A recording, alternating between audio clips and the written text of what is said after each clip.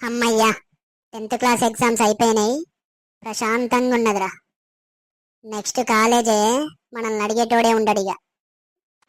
ఆ ఇచ్చిన question paper ని అటు తిప్పి ఇటు తిప్పి ఎన్నిసార్లు రాస్తాడో ఏమో వీడు.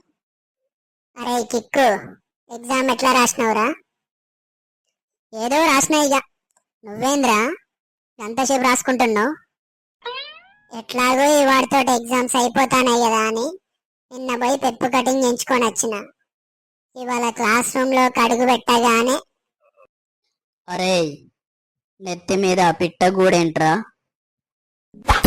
అది పెట్టకూడదు కదా సార్, పెప్ కటింగ్. అరే, పావుగంట టైం ఇస్తానురా నీకు. ఆ పెప్పు కటింగ్ కాస్త డిప్ప కటింగ్ అయి నాకు కనబడాలి. సార్, మీరు ఇచ్చిన టైము మన స్కూల్ గేట్ దగ్గరికి పోవడానికి కూడా సరిపోదు. ఇక కటింగ్ చేసుకొని వచ్చేసరికి ఎగ్జామ్ కూడా అయిపోద్ది. Please sir. ఈ బుద్ధి ముందుండాలిరా. ఎగ్జామ్స్ కూడా అయిపోలేదు, కథలు కథలు పడతానవారా? సార్, నేను చదువుకున్నదే 2 ముక్కలు, అవి కూడా మర్చిపోయేటట్టున్నా. ఎగ్జామ్ రాసుకొనియండి సార్. కాసేపు క్లాస్ బీకి పోయి రాసుకోపోయి అన్నాడు. ఇక అక్కడ పోయి కూర్చుండితోటే ఉన్నది కూడా మర్చిపోయినా. తవ్వకాల్లో బయటపడతాయి చూసినావా లంక బిందెలు, అట్లా గుర్తుకొచ్చినప్పుడల్లా ఒక్కొక్కటి రాసినయ్యా. అందుకేరా ఆపుకో అని చెప్పేది, నీకు ఆగదే. మన సార్ గారి నెత్తి మీద బొచ్చేయలేదు, ఉన్నాయే 2 ఎంటికలు. మనల్ని కూడా చేయించుకోవద్దంటే ఎట్లరా? అమ్మా, ఎక్కడున్నావే? అయిపోయిందారా ఎగ్జామ్?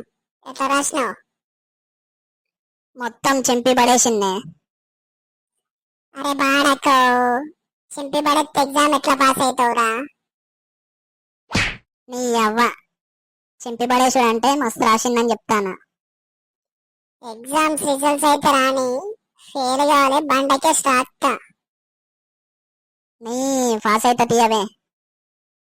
రాజా వారు ఎగ్జామ్ రాసి అలసిపోయారు, జూజయ్. ఈ గ్యాప్ లో ఏమైనా స్నాక్స్ ఉంటే పట్రా, తిని పెడతా.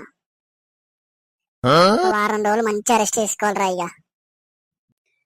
10 minutes later. చేదినమ్మ, నిద్ర పడతలేదు ఏంద్రా బై? ఎగ్జామ్స్ అప్పుడు పుస్తకాలు పట్టుడుతోటి నిద్ర వచ్చేది, ఇప్పుడు ఎంత ట్రై చేసినా నిద్ర వస్తలేదు.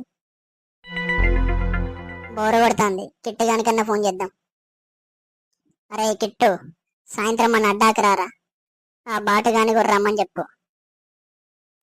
అరే, నీ ఓటీటీ అకౌంట్ ఇరా, బోరు కొడుతుంది, అప్పటి వరకు సినిమాలన్నా చూసుకుంటుంటా.